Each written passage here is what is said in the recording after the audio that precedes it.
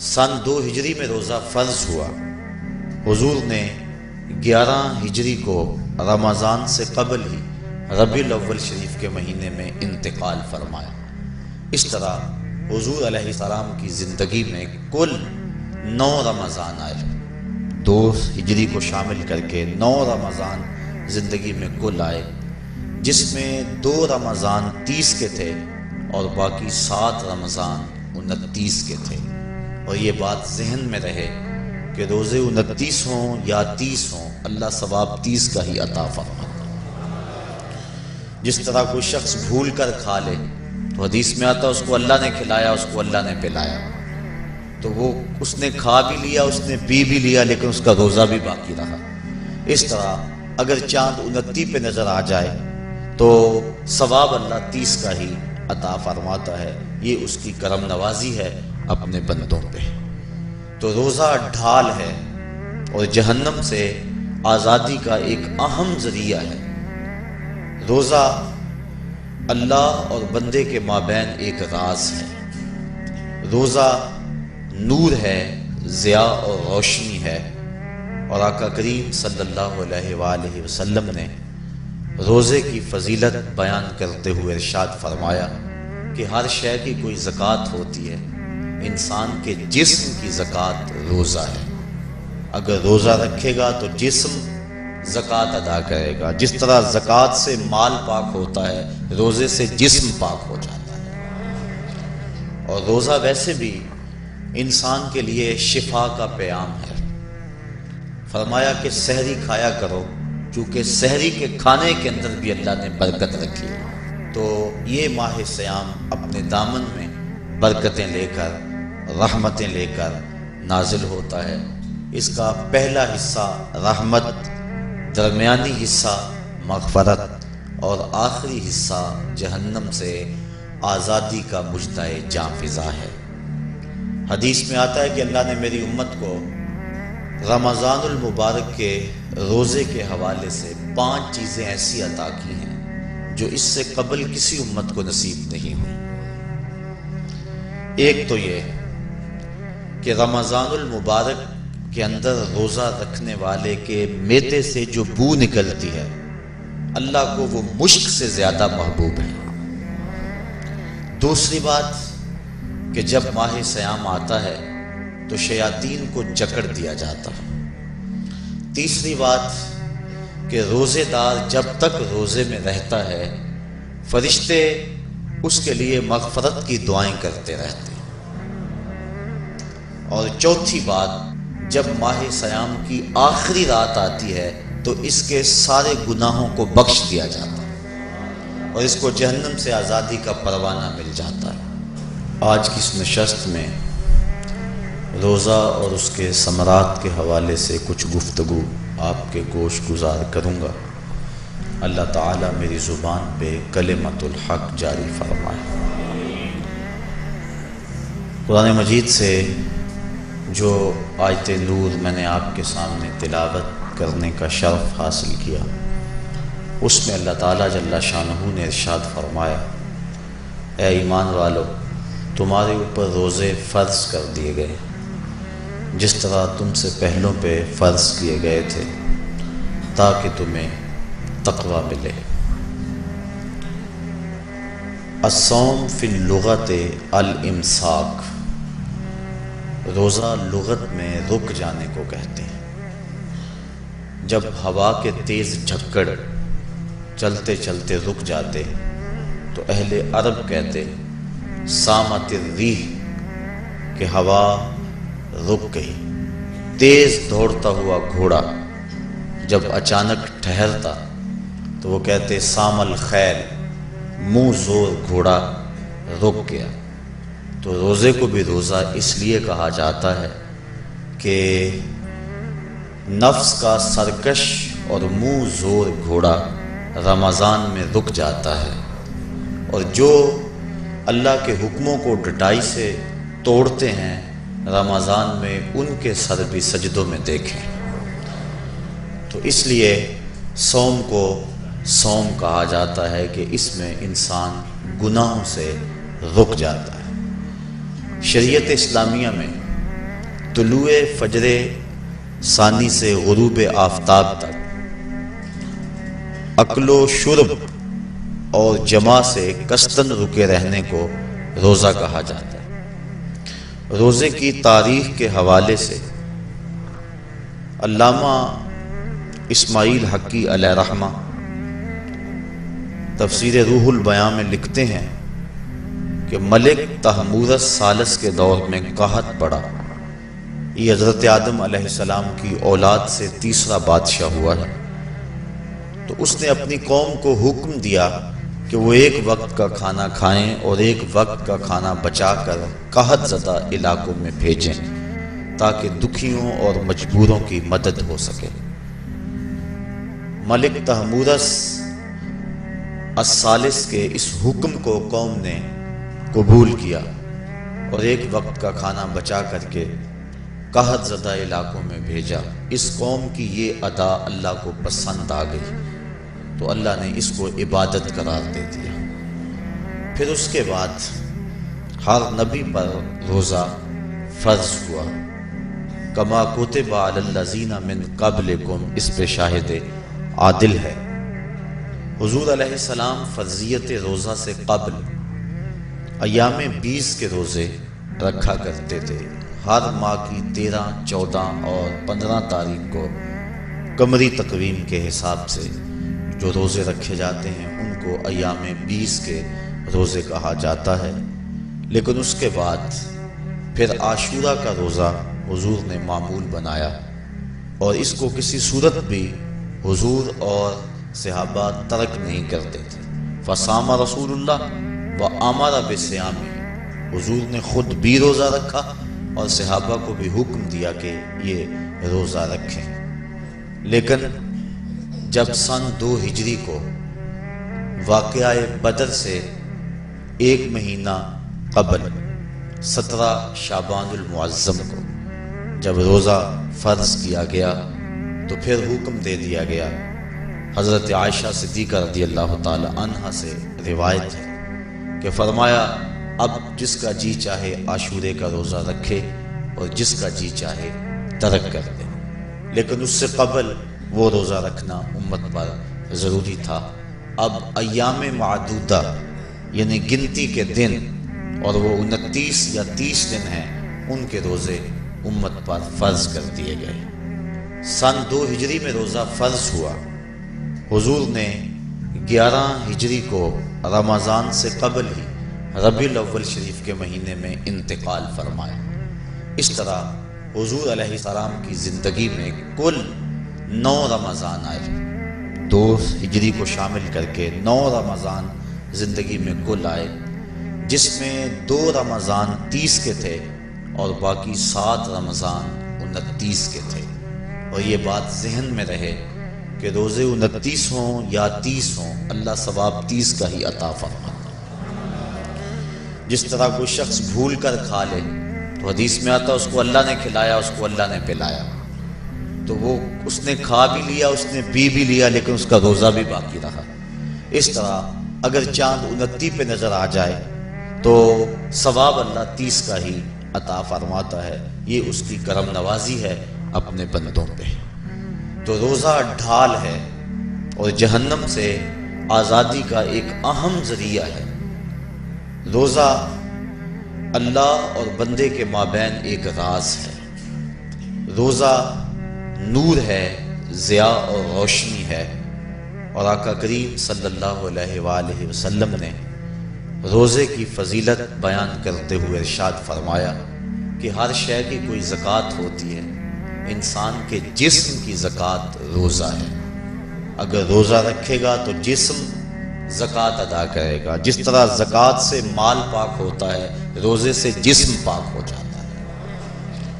اور روزہ ویسے بھی انسان کے لیے شفا کا پیام ہے۔ فرمایا کہ سحری کھایا کرو، کیونکہ سحری کے کھانے کے اندر بھی اللہ نے برکت رکھی ہے۔ تو یہ ماہ صیام اپنے دامن میں برکتیں لے کر، رحمتیں لے کر نازل ہوتا ہے۔ اس کا پہلا حصہ رحمت، درمیانی حصہ مغفرت، اور آخری حصہ جہنم سے آزادی کا مجدہ جاں فضا ہے۔ حدیث میں آتا ہے کہ اللہ نے میری امت کو رمضان المبارک کے روزے کے حوالے سے 5 چیزیں ایسی عطا کی ہیں جو اس سے قبل کسی امت کو نصیب نہیں ہوئی۔ ایک تو یہ کہ رمضان المبارک کے اندر روزہ رکھنے والے کے معدے سے جو بو نکلتی ہے اللہ کو وہ مشک سے زیادہ محبوب ہے۔ دوسری بات کہ جب ماہ صیام آتا ہے تو شیاطین کو جکڑ دیا جاتا ہے۔ تیسری بات کہ روزے دار جب تک روزے میں رہتا ہے فرشتے اس کے لیے مغفرت کی دعائیں کرتے رہتے ہیں۔ اور چوتھی بات، جب ماہ صیام کی آخری رات آتی ہے تو اس کے سارے گناہوں کو بخش دیا جاتا ہے اور اس کو جہنم سے آزادی کا پروانہ مل جاتا ہے۔ بلکہ ایک صحابی نے حضور سے عرض کی کہ آقا کریم، جو یہ جہنم سے آزادی کا پروانہ مومن کو ملتا ہے تو کیا یہ لیلۃ القدر کی رات ہے؟ تو آقا کریم نے فرمایا نہیں، جب مزدور اپنی مزدوری مکمل کرتا ہے، جب اس کی دہاڑی پوری ہو جاتی ہے تو پھر اس کو اس کا مالک کچھ دیتا ہے، تو یہ جو اس کو بخشش اور مغفرت کا مجدہ جاں فضا دیا جاتا ہے یہ اس کی مزدوری ہے۔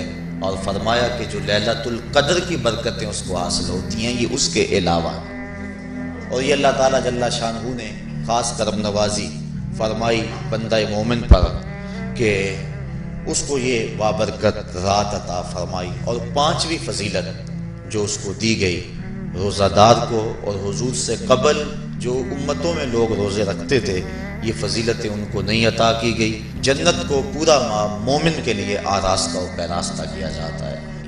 حضرت ابو ہریرہ رضی اللہ تعالی عنہ سے ایک روایت مروی ہے جس کو امام بخاری اور امام مسلم نے روایت کیا کہ آقا کریم علیہ السلام نے ارشاد فرمایا، قال اللہ عز و جل، اللہ جل شانہ ارشاد فرماتا ہے، کل عمل ابن آدم لہو، ابن آدم کا ہر عمل اسی کے لیے ہے، الا الصوم فإنہ لی، ہاں مگر روزہ ہے جو وہ میرے لیے رکھتا ہے، وأنا اجزی بہ، اور اس کی جزا میں اسے دوں گا، والصیام جنۃ، اور صیام روزہ ڈھال ہے، فإذا کان یوم صوم احدکم فلا یرفث ولا یصخب، فإن صابہ احد او قاتلہ فلیقل انی صائم انی صائم، والذی نفس محمد بیدہ لخلوف فم الصائم اطیب عند اللہ من ریح المسک، للصائم فرحتان یفرحہما اذا افطر فرح بفطرہ واذا لقی ربہ فرح بصومہ۔ تو فرمایا کہ جب کوئی شخص روزہ رکھتا ہے تو اس کا یہ عمل اللہ کے لیے ہے اور اللہ تعالیٰ اس کی جزا دے گا۔ روزہ ڈھال ہے، جب کوئی شخص روزہ رکھے تو وہ اس کے اندر کوئی اللہ کی نافرمانی نہ کرے، یہاں تک کہ اگر اس کو کوئی شخص گالی بھی دے تو وہ یہ کہے کہ میرا روزہ ہے، میں صائم ہوں، میں نے روزہ رکھا ہوا ہے، یہ کہہ کے لڑنے والے کو، الجھنے والے کو ٹال دے۔ حضور نے ارشاد فرمایا، مجھے قسم ہے اس رب کی جس کے قبضے میں محمد کی جان ہے، کہ روزہ دار کے معدے سے جو بو نکلتی ہے اللہ کو وہ مسک یعنی کستوری کی خوشبو سے زیادہ محبوب ہے۔ اور روزہ دار کے لیے 2 خوشیاں ہیں، ایک خوشی اس کو اس وقت ملتی ہے جب وہ روزہ افطار کرتا ہے، اور دوسری خوشی اس کو اس وقت ملتی ہے جب اس روزے کے صلے میں اسے اپنے رب کا دیدار نصیب ہوگا۔ یہ بات ذہن میں رکھیں کہ اس دنیا پر سب سے بڑی دولت جو حضرت انسان کو دی گئی ہے وہ دولت ایمان ہے، اور قیامت کے دن سب سے بڑی دولت جو اہل ایمان کو دی جائے گی وہ اللہ تعالیٰ کا دیدار ہوگا۔ جنت کے حور و قصور، جنت کے محلات، جنت کی عالی نصب نعمتیں، دنیا کی کوئی دولت اور دنیا کی کوئی نعمت جنت کی کسی نعمت کا مقابلہ نہیں کر سکتی، لیکن جنت والے جنت میں جا کر جس نعمت کو سب سے بڑا سمجھیں گے، اور وہ ہوگی بھی حقیقت میں سب سے بڑی نعمت، ایسی نعمت کہ اس نعمت کے ملنے پہ باقی ساری نعمتوں کو بھول جائیں گے، وہ یہ ہے کہ رب اپنے رخ کرم سے پردہ ہٹا دے گا اور ان کو اپنا دیدار عطا فرما دے گا۔ تو یہ سب سے بڑی دولت جو مومن کو آخرت میں نصیب ہوگی، یہ روزے کے صلے میں نصیب ہوگی۔ یہ روزے کا وہ ثمر ہے، یہ روزے کا وہ پھل ہے جو اللہ اہل ایمان کو قیامت کے دن عطا فرمائے گا۔ عاجزی بہی کا معنی ہے کہ اس کی میں جزا دوں گا۔ ایک روایت میں آتا ہے کہ جو اعمال ہیں وہ 7 طرح کے ہیں۔ 2 اعمال ایسے ہیں کہ جو واجب کرتے ہیں، 2 اعمال ایسے ہیں کہ جن کی جزا ان کی مثل ہے، اور ایک عمل ایسا ہے کہ جس کی جزا 10 گنا ہے، اور ایک عمل ایسا ہے کہ جس کی جزا 700 گنا ہے، اور ایک عمل ایسا ہے جس کی جزا بے حساب ہے۔ فرمایا کہ وہ 2 عمل جو واجب کرتے ہیں وہ یہ کہ اگر کسی شخص نے اللہ کی عبادت کی اور اس کے ساتھ کسی کو شریک نہ ٹھہرایا تو وہ جنت کو یہ اعمال واجب کر دیتے ہیں، یعنی اس کو جنت کا ملنا لازم ہے، ضروری ہے، واجب ہے اس کے لیے۔ اور دوسرا وہ شخص جس نے اپنے رب کے حکموں کو توڑا یہاں تک کہ اس کے ساتھ کسی کو شریک ٹھہرایا، اس کے اوپر جہنم واجب ہے۔ اور 2 وہ عمل جن کی جزا ان کی مثل ملے گی، ایک وہ گناہ جو اس نے کیا تو اس کی سزا اس کی مثل دی جائے گی، اور دوسری وہ نیکی جو اس نے کی نہیں ہے لیکن اس کا عزم کیا تھا تو اس کو بھی ایک نیکی کا ثواب دے دیا جائے۔ ایک عمل وہ ہے جس کے بدلے کے اندر 10 گنا اس کو اجر دیا جاتا ہے، اور فرمایا اس سے اس کے نیک اعمال مراد ہیں۔ اور فرمایا کہ جو اس کا چھٹا عمل ہے وہ ایسا ہے جس کے بدلے کے اندر اس کو 700 گنا اجر دیا جاتا ہے، اور وہ راہ خدا میں اس کا صدقہ کرنا ہے۔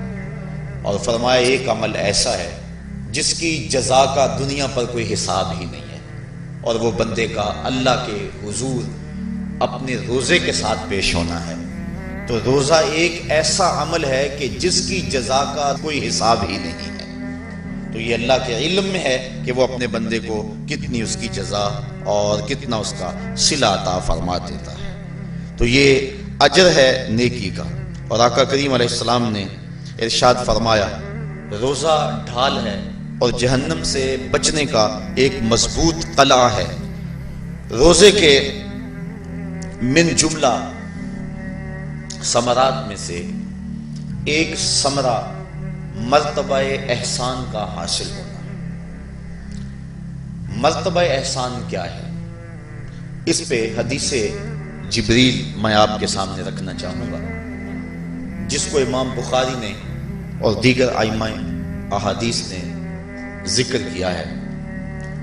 مسجد نبوی کا ماحول تھا، مدینہ شریف کی فضائیں تھیں، صحابہ حضور کی صحبت میں جلوہ فراز تھے، نور بٹ رہا تھا، اجالے اتر رہے تھے، صحابہ کے من روشنی سے مالا مال تھے کہ حضرت عمر فاروق رضی اللہ تعالی عنہ فرماتے ہیں کہ ایک شخص آیا جس کی گھنی سیاہ داڑھی تھی اور اس کا سفید لباس تھا۔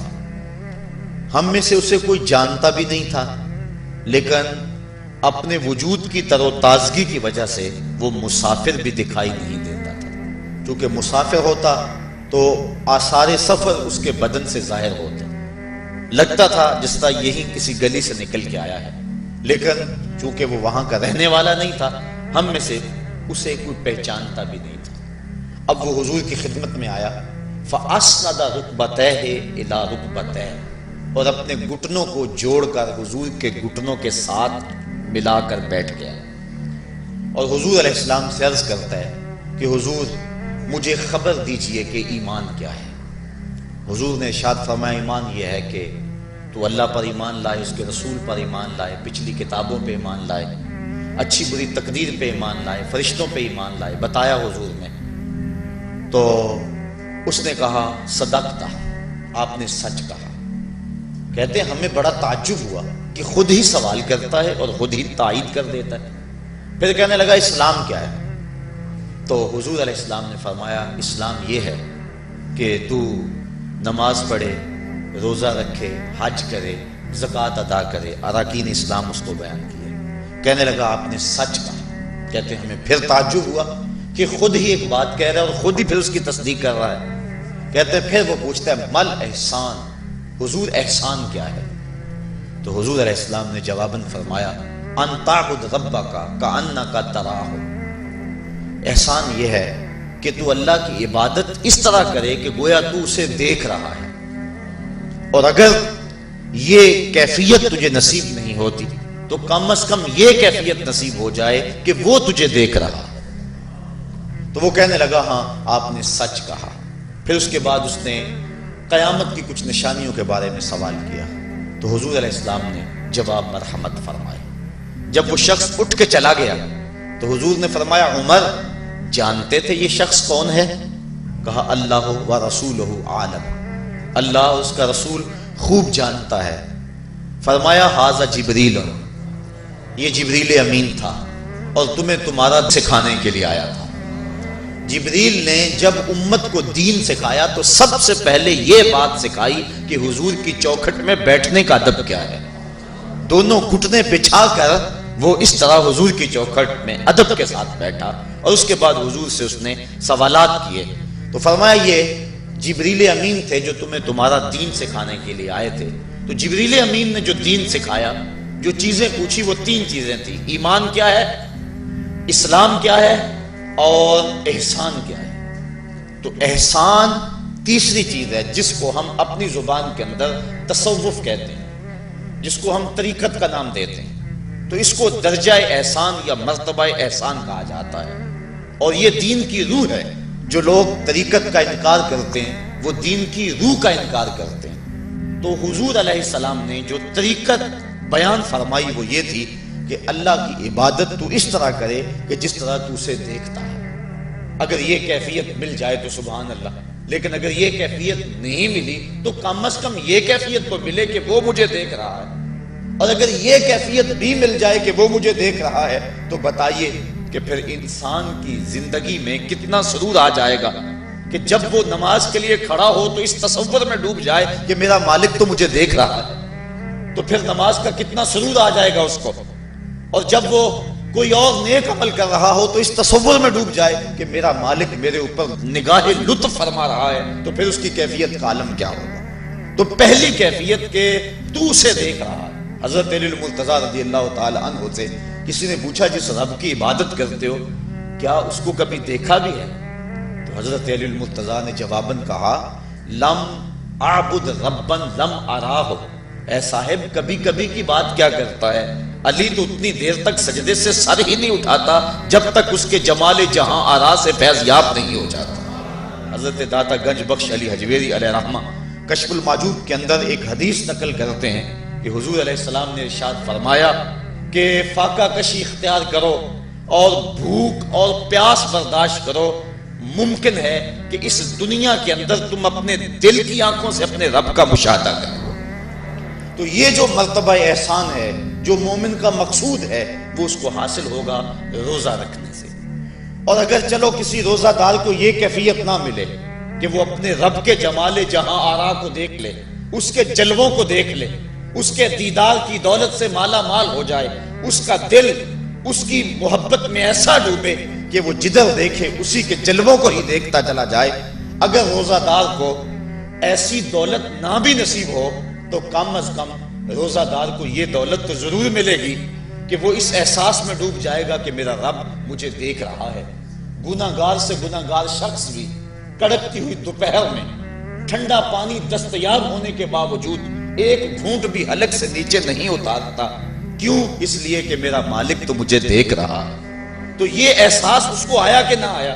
کاش کہ رمضان میں یہ نور جو ہم کو نصیب ہوتا ہے، یہ رمضان کا خاص نور ہے، مرتبہ احسان سے پھوٹتا ہوا یہ اجالا رمضان میں ایک گناہگار سے گناہگار شخص بھی حاصل کر لیتا ہے کہ وہ اس احساس میں ڈوب جاتا ہے کہ میرا مالک مجھے دیکھ رہا ہے۔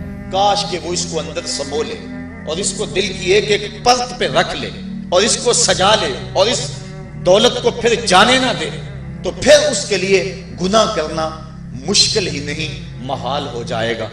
اس احساس سے پانی نہیں پیتا کہ میرا اللہ مجھے دیکھ رہا ہے، تو کیا مجھے یہ بتاؤ کہ جب وہ دکان پہ بیٹھ کے ڈنڈی مارتا ہے کہ اللہ اس وقت نہیں دیکھتا؟ جب وہ کسی کی جیب کاٹتا ہے اللہ اس وقت نہیں دیکھتا؟ جب وہ رشوت لے رہا ہوتا ہے اللہ اس وقت نہیں دیکھتا؟ کہ اللہ تعالیٰ صرف رمضان میں دیکھتا ہے، غیر رمضان میں نہیں دیکھتا؟ تو یہ احساس کاش کہ اس کے ساتھ لگ جائے کہ میرا مالک مجھے دیکھ رہا ہے، تو پھر گناہ کرنا مشکل ہی نہیں ناممکن ہو جاتا ہے۔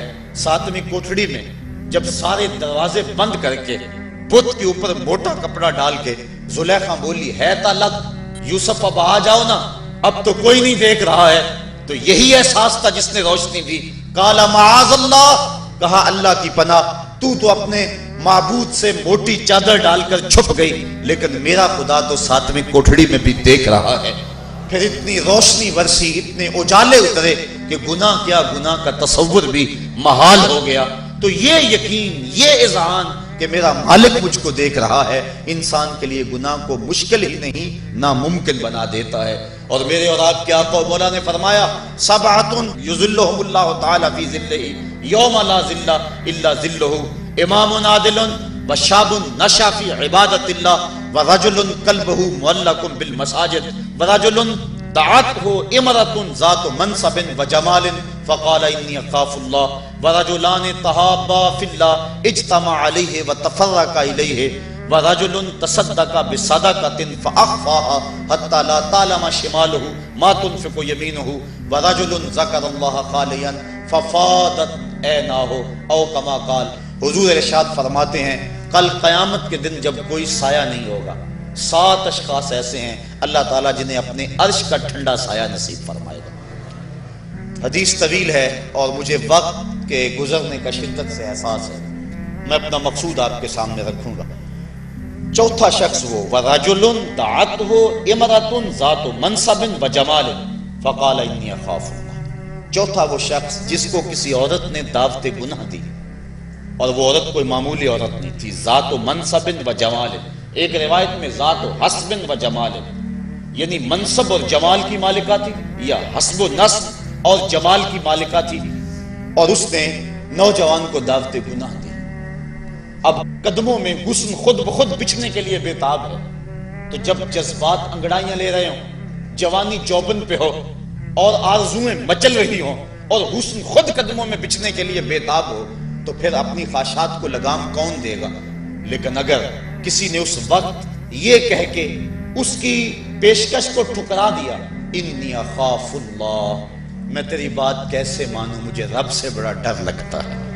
حضور فرماتے ہیں جب کسی عورت نے اس کو دعوت گناہ دی، یا کوئی مرد کسی عورت کو دعوت گناہ دینے لگا، تو اس نے کہا انی اخاف اللہ، میں تیری بات نہیں مان سکتا کہ مجھے اللہ سے ڈر لگتا ہے۔ حضور فرماتے ہیں کل قیامت کے دن جب سورج 7 میل پہ ہوگا اور زمین تانبے کی ہوگی، لوگ پسینے میں شرابور ہوں گے، اللہ پورے قہر و غضب اور جلال میں ہوگا، لوگ برہنہ اٹھائے جائیں گے، پسینے سے شرابور ہوں گے، ندامت ان کے چہرے پہ چڑھی ہوئی ہوگی، لیکن 7 اشخاص میں سے ایک شخص یہ ہے کہ قیامت کے دن جب کوئی سایہ نہیں ہوگا، اللہ اسے اپنے عرش کا ٹھنڈا سایہ نصیب فرما دے گا، کہ جس نے برائی کو یہ کہہ کے ٹھکرا دیا کہ میرا رب مجھے دیکھ رہا ہے اور میں اس سے خوف کھاتا ہوں۔ امام یافعی نے روض الریاحین کے اندر یہ واقعہ لکھا ہے کہ ایک نوجوان کپڑے کی دکان پہ کام کرتا تھا، ایک عورت آئی، اس کا اس جوان پہ دل آ گیا، اس نے کپڑا ضرورت سے زیادہ خرید لیا اور مال کے دکان سے کہنے لگی جوان کو میرے ساتھ بھیج دو، میری گٹھڑی بھاری ہے، گھر چھوڑ آئے۔ مال کے دکان اس کی نیت سے آگاہ نہ ہو سکا، اس نے نوجوان کو ساتھ بھیج دیا۔ جب وہ اس کو گھر لے گئی، اندر داخل کر کے دروازہ بند کر لیا اور دعوت گناہ دینے لگی۔ اس نوجوان نے کہا انی اخاف اللہ، میں اللہ سے ڈرتا ہوں، لیکن وہ ڈرتا تھا، وہ تو نہیں ڈرتی تھی۔ اس نے ہر قسم کا ڈورا پھینکا، ہر جتن کیا، ہر ہیلا آزمایا، لیکن وہ نوجوان قابو نہ چڑھا، چونکہ وہ صرف حسین ہی نہیں اللہ کا ولی بھی تھا، صرف اس کا چہرہ ہی روشن نہیں تھا، اس کے من میں بھی اجالے تھے، اور اس نے بڑی کوشش کی لیکن نور کو رسیوں میں جکڑا تو نہیں جا سکتا۔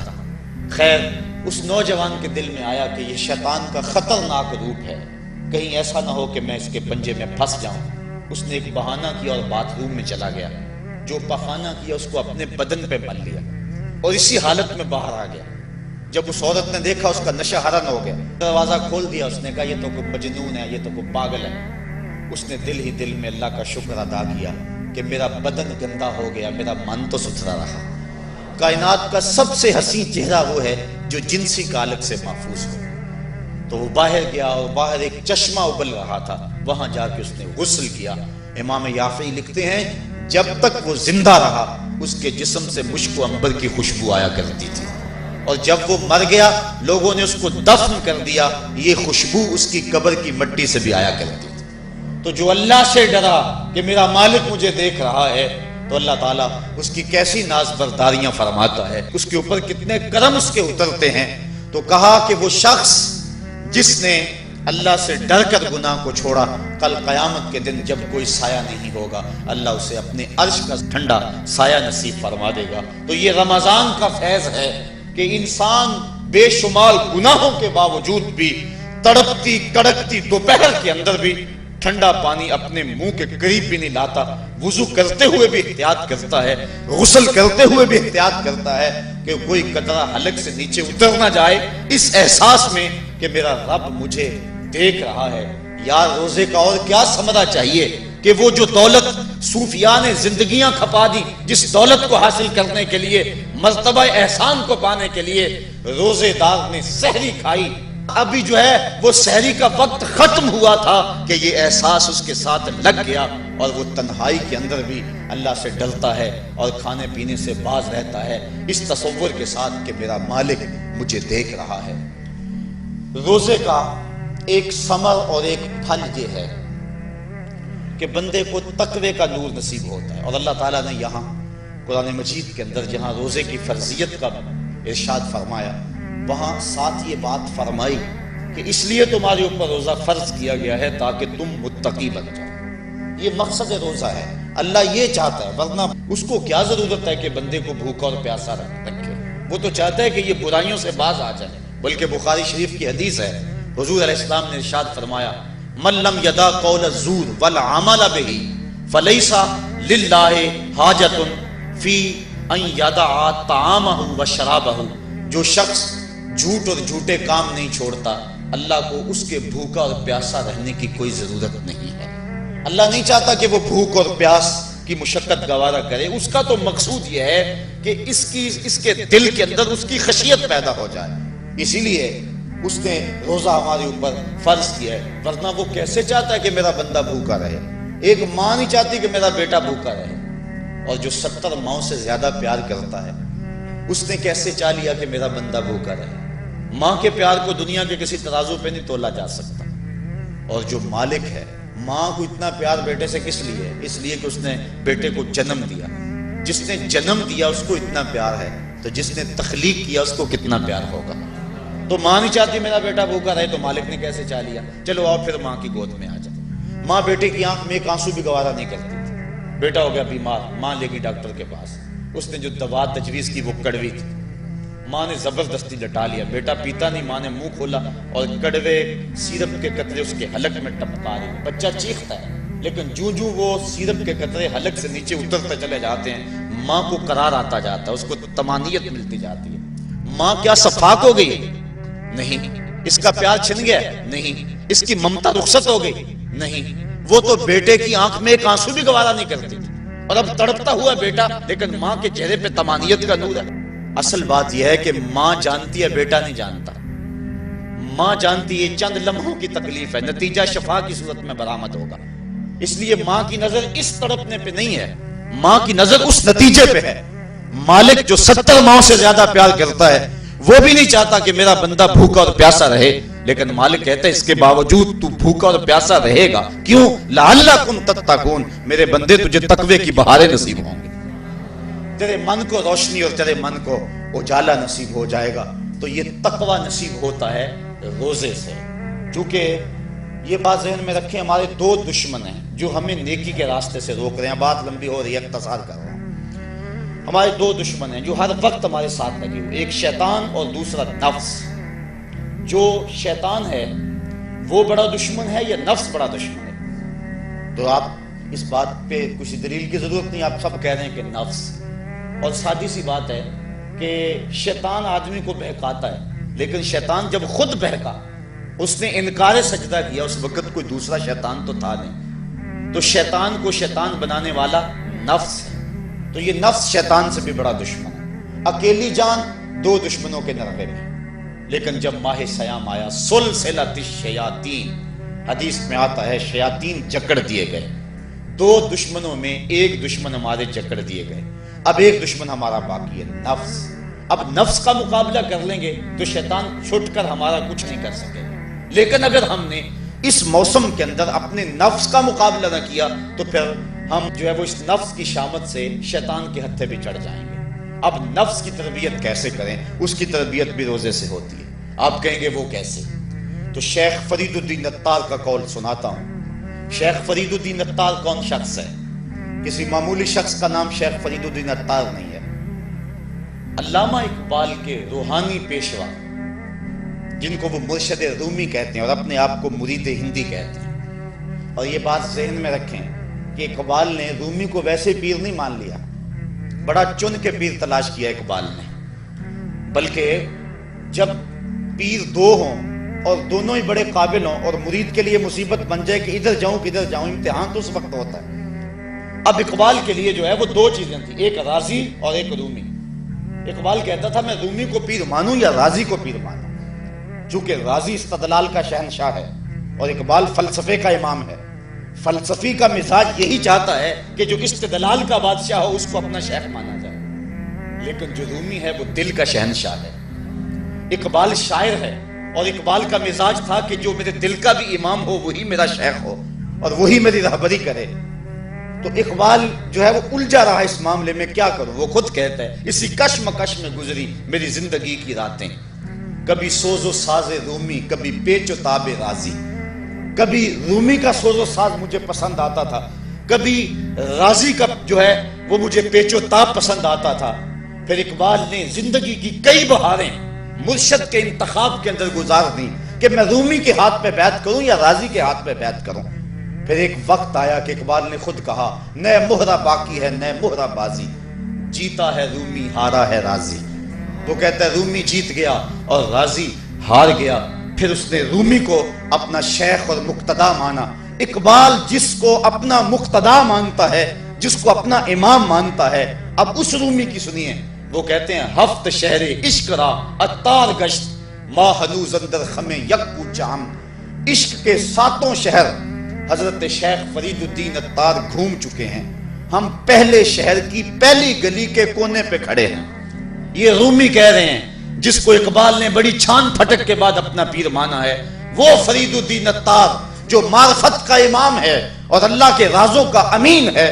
حضرت شیخ فرید الدین عطار فرماتے ہیں نفس نتواں کشت اللہ باسے چیز بات گوئم یادگیرش اے عزیز۔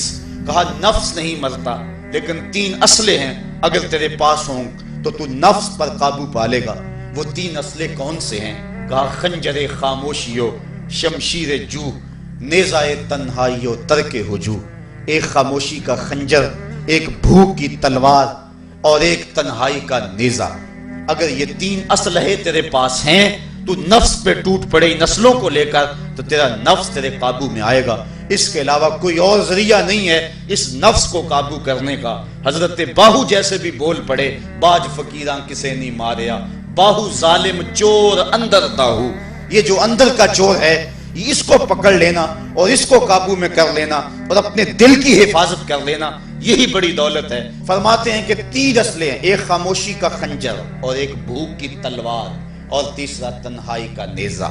کہ ان تین اسلحوں سے اگر تم قابو پانا چاہو تو پا سکتے ہو، اس کے علاوہ کوئی اور اسلحہ نہیں ہے جو تمہارے نفس کو تمہارے قابو میں لے آئے۔ تو پھر بھوک کی تلوار ایسا اسلحہ ہے جو نفس کا سر کاٹ دیتی ہے۔ اور میرے اور آپ کے آقا و مولا قلب و دل و نگاہ کے مرشد اولین حضور نبی رحمت صلی اللہ علیہ وسلم نے فرمایا یا معاشر الشباب من یستطع منکم الباء فلیتزوج فإنه اغض للبصر واحسن للفرج ومن لم یستطع فعلیہ بالصوم فإنه له وجاء۔ اے جوانوں کے گروہ، تم میں سے اگر کوئی شخص نکاح کی طاقت رکھتا ہے تو وہ نکاح کر لے، یہ نظر اور شرمگاہ کا محافظ ہے. اور اگر تم میں سے کوئی نکاح کرنے کی فی الحال طاقت نہیں رکھتا تو وہ روزے رکھے. روزے شہوات کو توڑتے ہیں. تو نفس کی تہذیب بھوک سے ہوتی ہے، اور بھوک ایک ایسا اسلحہ ہے کہ جس سے ہم اپنے نفس کو قابو میں لا سکتے ہیں. حضرت نظام الدین اولیاء علیہ رحمہ جو تصوف کے سرخیل اور امام ہیں، آپ فرماتے ہیں کہ آدھی فقیری روزہ ہے اور آدھی فقیری باقی سب کچھ ہے. تو روزہ اگر نصیب ہو گیا تو پھر مالک کا قرب مل گیا، اور یہ تقوی کا نور ہمیں روزے سے حاصل ہوگا. روزے کے ثمرات تو بہت سارے، لیکن وقت کی سمٹتی ہوئی عقائیاں